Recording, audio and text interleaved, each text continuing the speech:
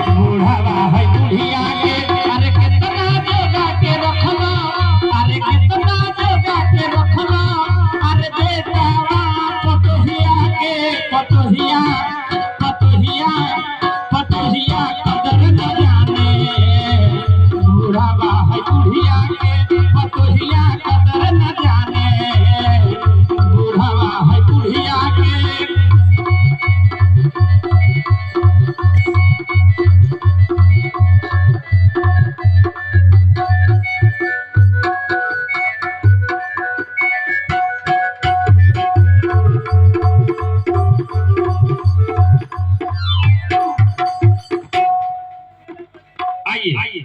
शांति का परिचय दें। अभी जो दृश्य आप देख रहे थे इस दृश्य का नाम था कंस का भय। किस प्रकार से भगवान विष्णु सुसुप्ति अवस्था में पहुंचते हैं और कंस को संकेत कर देते हैं कि ऐ पापी कंस अब तेरा पाप का घड़ा भर चुका है, अब तेरा अंत होने वाला है। आइए शांति का परिचय में अब चलते हैं कहाँ, क्षीर सागर में शयन करने वाले भगवान विष्णु और मैया लक्ष्मी। आगे क्या होता है दृश्य के माध्यम से जितना शांति आप लोग बनाएंगे उतना ही आनंद आएगा। आइए चलते हैं दृश्य के माध्यम से। प्रमोद जी हवाई वाले की तरफ से 10 रुपए का राशि प्रदान हुआ है।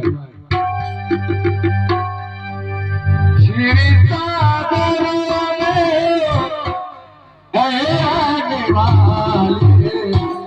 जरा मुल्क देखो क्या हो रहा है।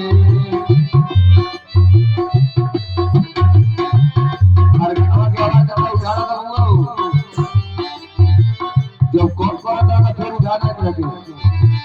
क्षीर सागर में राधे वाले जरा मुल्क देखो क्या हो रहा है।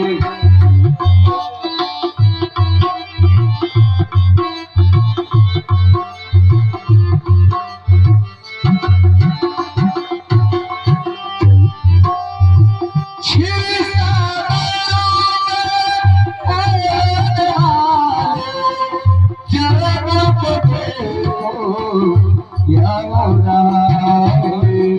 गंग से पपीले अपने कोटे, गंग से पपीले अपने कोटे, बहुत बड़ा हो सजा तेरा है, बहुत बड़ा हो सजा तेरा है। छिड़का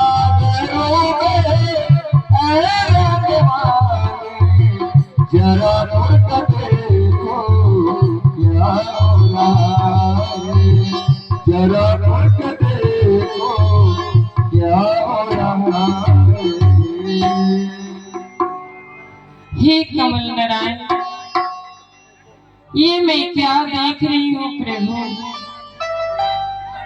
देवकी के गर्भ में 7वां संतान जो पल रहा था वो गर्भपात क्यों हुआ प्रभु, क्यों हुआ? मुझे बताए प्रभु, मुझे बताए। हे महादेवी, माता देवकी की गर्भ में जो 7वां बच्चा पल रहा था वो कोई साधारण बालक नहीं थे, हमारे शेषावतार लखन लाल था। त्रेता युग में जब मैं रामायण अवतार लेकर के आया था उस समय मुझसे प्रश्न करते थे शेषावतार लखनलाल कहा करते थे कि बड़े भैया इस मृतलोक पे जब भी अवतार लेते हैं तो आप बड़े बनते हैं और मुझे छोटा बनाते हैं।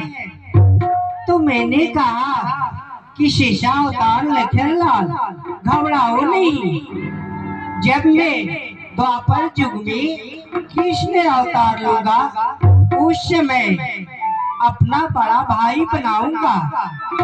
तो वही शेषावतार लखनलाल थे हमारे बलिराम भैया। आप देखती जाए क्या हो रहा है और क्या होने वाला है। अखंड ब्रह्मांड में निवास करने वाली जोग माया प्रगट हो जोग माया। जब जब पापी पड़े धरती पर ले लो तो अवतार हो, ले लो तो अवतार भाई, ले लो तो अवतार हो। पापी देखने जा सर सर के करे लो साकार हो, करे लो साकार भाई, करे लो साकार हो। लेके अवतार के पार दे भैया हो, सुन के पुकारे के पार आजा भैया हो। कलयुग में आजा हमार दे भैया हो, कलयुग में आजा हमार दे भैया हो, कलयुग में आजा हमार दे भैया हो, कलयुग में आजा हमार दे भैया हो।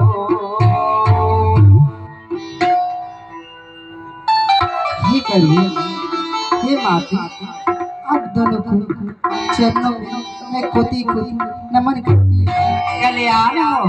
कल्याण हो जोग माया। हे प्रभु, किस लिए मुझे याद किए? हे जोग माया, मैं इसलिए तुम्हें याद किया। आज तो बड़े अहोभाग तुम्हारी कि आज तुम मेरा बहन बनने जा रही हो। बहुत खुशी की बात है प्रभु कि मैं आपका बहन बनने जा रही हूँ। हाँ जोग माया, जो मैं कहता हूँ उसी ध्यान से सुनो। अभिलंब यहाँ से चली जाओ गोखला नगरी यशोदा मैया की गर्भ में, और मैं यहाँ से जाऊंगा पापी कंस के कारागार में माता देवकी की गर्भ में। भादो मास शुक्ल पक्ष जन्माष्टमी को 12 बजे रात्रि को मैं अवतार लूंगा। कुछ क्षण के बाद तुम्हारी जन्म होगी। मैं पिता श्री वसुदेव द्वारा उस गोकुल नगरी यशोदा मैया की गोद में चला जाऊंगा और तुम इस कारागार में आ जाना। पापी कंस जब तुम्हें मारना चाहेगा तो उसे संकेत कर देना, अरे मूर्ख, घमंडी, अत्याचारी, बेकार बच्चे को हत्या मत किया कर, क्योंकि तुझे मारने वाला तो कहीं और जगह जन्म ले चुका है। हे प्रभु, आप तो ये बता दीजिए कि मैं इस धरती पर किस नाम से जाना जाऊंगी? हे जोग माया, इस मृत्यु लोक पे रहने वाले हर मानव अनेकों नाम से पुकारेंगे। दुर्गा देवी, सती नारायणी, अंबिका, काली, महाकाली, यानी अनेकों नाम से विख्यात रहोगी। हे प्रभु, चलते चलते आप दोनों कोमल चरणों में मैं कोटि कोटि मैं नमन करती हूँ। कल्याण हो, जाओ इस बात को जल्दी सिद्ध करो।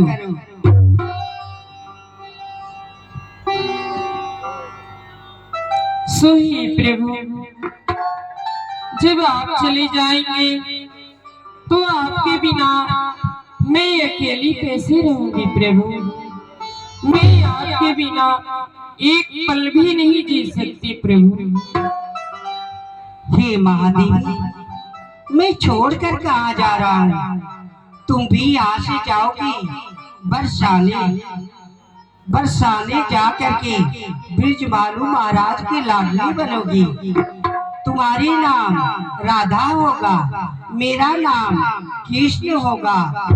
सखियों के साथ जल भरने तुम जमुना होगी, मैं ग्वाल बाल के साथ गौवा चराने वृंदावन आऊंगा।